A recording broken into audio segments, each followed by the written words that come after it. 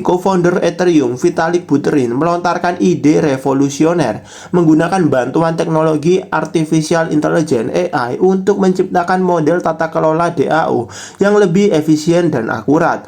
Yo guys, balik lagi bersama dengan saya Sagio Sugiarto.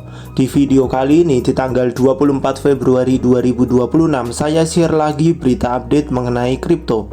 Langsung saja kita masuk ke berita yang pertama. Di saat sebagian besar investor retail dan institusi merasa ragu dan memilih wait and see akibat volatilitas pasar kripto, Michael Saylor kembali menunjukkan keyakinan bajanya melalui perusahaan yang didirikannya, MicroStrategy, justru melakukan manuver agresif dengan kembali memborong Bitcoin. Langkah ini menegaskan status strategi sebagai perusahaan publik pemegang Bitcoin terbesar, sekaligus membuktikan bahwa Saylor sama sekali tidak gentar menghadapi fluktuasi harga jangka pendek atau narasi negatif.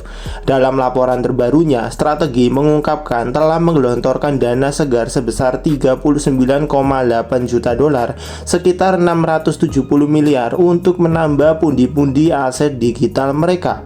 Pembelian sebanyak 592 Bitcoin ini merupakan bukti nyata dari komitmen kuat perusahaan terhadap strategi akumulasi Bitcoin jangka panjang.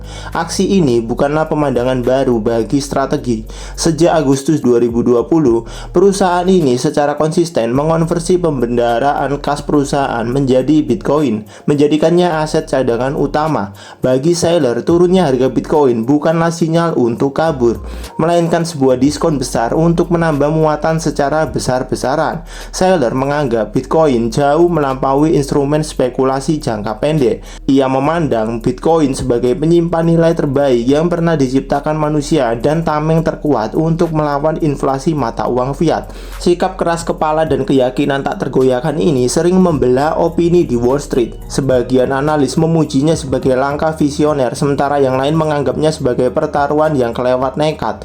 Namun, tercermin dalam pernyataan berani dari Michael Saylor yang maknanya menegaskan konsistensi pandangannya bahwa keteguhan memegang aset Diamond Hands merupakan prinsip utama dalam strateginya. Dengan tambahan amunisi baru ini, total kepemilikan Bitcoin dari strategi semakin membengkak, meninggalkan jauh perusahaan-perusahaan publik lainnya. Langkah berani Saylor ini tidak hanya mengamankan posisi strategi, tetapi juga memberikan suntikan moral bagi komunitas kripto. Kehadiran institusi besar yang terus melakukan pembelian tanpa henti menjadi sinyal kuat bahwa kepercayaan terhadap fundamental dan masa depan Bitcoin sama sekali tidak pudar. Untuk detailnya, kalian bisa mengecek sendiri tweet dari MicroStrategy di sini.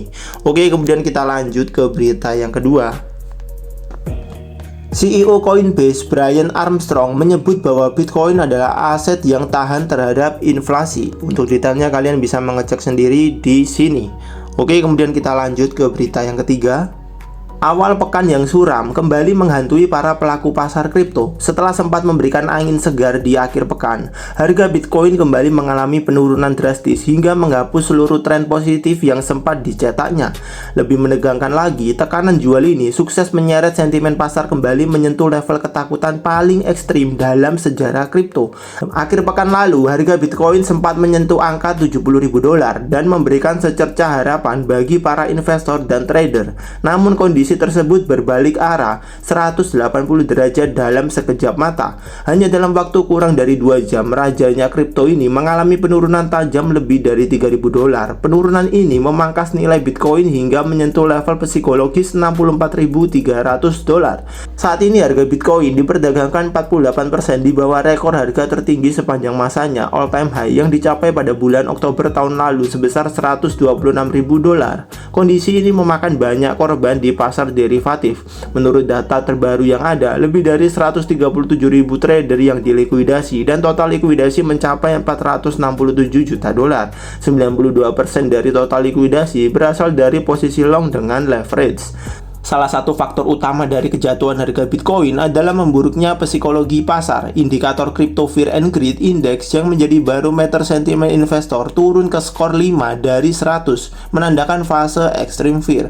Penurunan harga Bitcoin ke level ketakutan serendah ini sangat jarang terjadi.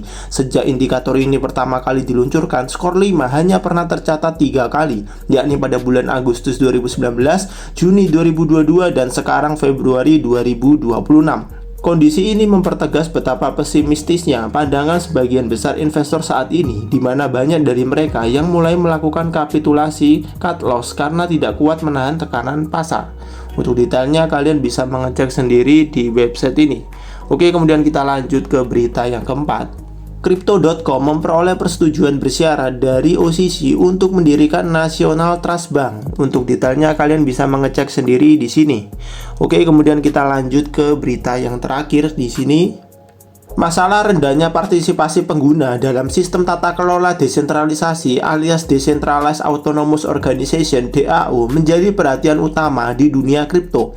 Menanggapi hal ini, co-founder Ethereum Vitalik Buterin melontarkan ide revolusioner menggunakan bantuan teknologi Artificial Intelligence (AI) untuk menciptakan model tata kelola DAO yang lebih efisien dan akurat.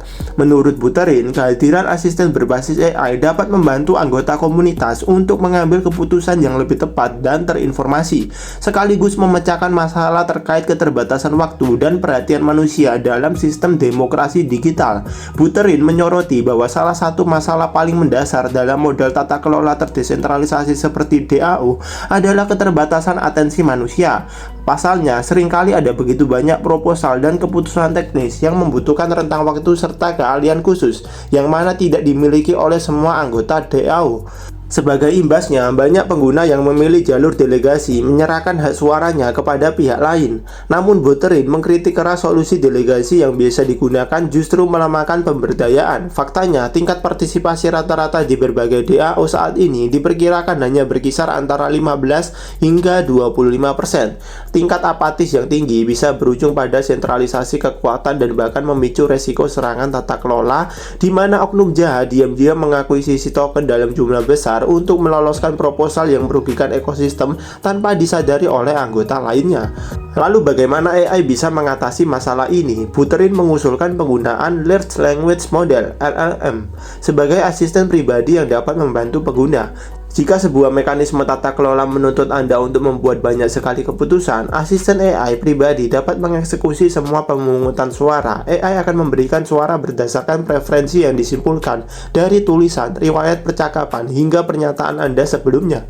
Jelas Buterin. Lebih canggihnya lagi, jika asisten AI tersebut merasa ragu terhadap suatu isu yang dianggap krusial, AI tersebut akan langsung bertanya kepada pemiliknya sembari memberikan seluruh konteks atau ringkasan yang relevan terkait isu tersebut. Menariknya, gagasan ini sejalan dengan penelitian yang sedang dikembangkan oleh Len Rettig, seorang peneliti AI dan tata kelola di Near Foundation, mengungkapkan bahwa lembaganya sedang menggarap digital twins berbasis AI. Sistem delegasi AI ini dirancang khusus untuk mewakili anggota DAO dalam melakukan voting guna menanggulangi masalah rendahnya partisipasi pemilih.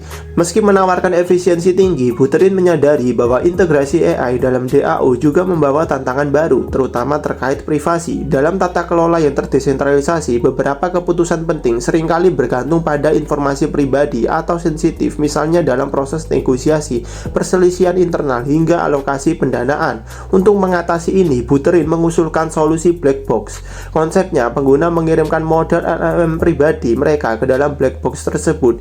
Di dalam box itu, LLM akan menganalisis informasi pribadi dan membuat penilaian berdasarkan data tersebut, lalu hanya mengeluarkan hasil keputusannya saja. Anda tidak melihat informasi pribadi pengguna lain dan tidak ada seorang pun yang bisa melihat isi dari LLM pribadi Anda, tegas Buterin. Pendekatan ini menjamin bahwa seluruh pengguna dapat memanfaatkan lebih banyak informasi mereka sendiri tanpa takut datanya terekspos, menjadikannya perlindungan privasi sebagai fondasi utama dalam evolusi tata kelola kripto di masa depan.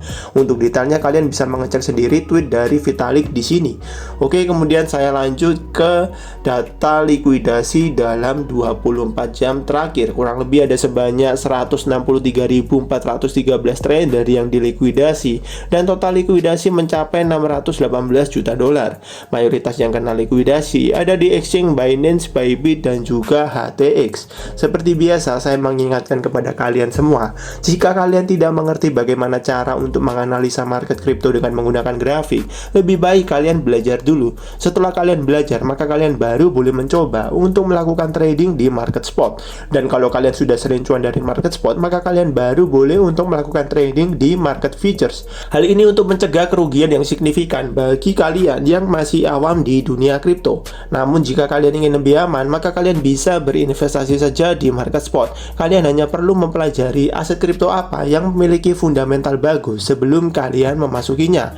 Namun jika kalian tidak ada waktu untuk mempelajari aset kripto apa yang bagus untuk diinvestasi, tapi kalian tetap ingin berinvestasi di kripto, maka kalian bisa mengecek di kolom deskripsi.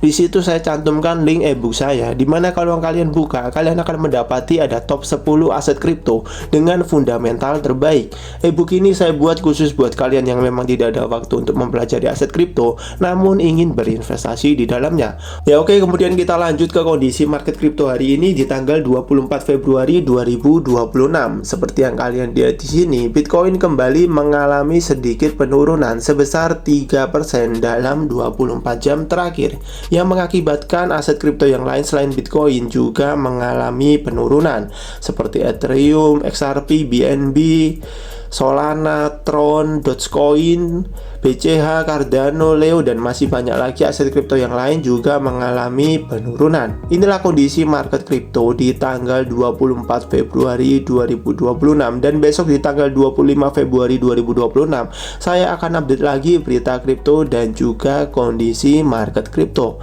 Kalian juga bisa mengecek apakah aset kripto favorit kalian mengalami penurunan yang signifikan dari harga awal ketika kalian beli. Jika memang iya, maka kalian bisa mulai membeli lagi aset kripto favorit kalian. Namun jika belum turun tajam, lebih baik kalian tetap menunggu sampai mengalami penurunan yang cukup tajam, baru kalian boleh membeli lagi, alias kalian boleh serok lagi. Oke, mungkin itu saja video kali ini. Jika video ini bermanfaat buat kalian, kalian bisa share video ini. Jika kalian ada pertanyaan terkait aset kripto, kalian juga bisa bertanya di kolom komentar. Saya Sagius Sugiarto pamit, see you in the next video and God bless.